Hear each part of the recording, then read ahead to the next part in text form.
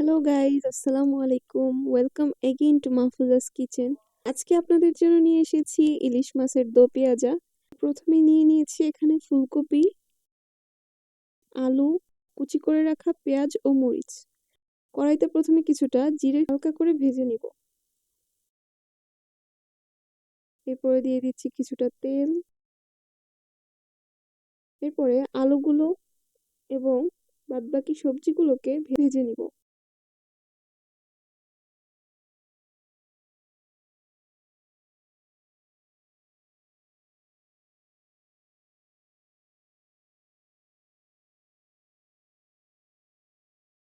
এ পর্যায়ে আরো কিছুটা তেল দিয়ে এখানে কুচি করে রাখা পেঁয়াজ ও কাঁচা লঙ্কাগুলো খুব সুন্দরভাবে ভেজে নিতে হবে।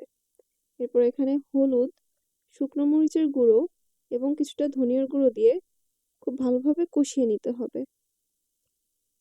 এখানে আমি দিয়ে দিচ্ছি স্বাদ মতো লবণ এবং কিছুটা পানি দিয়ে খুব ভালোভাবে কষিয়ে নিতে হবে।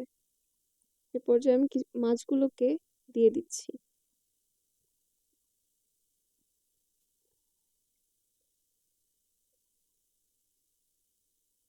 কিছুটা নাড়াচাড়া করে সুন্দর মতো ঢেকে দিব।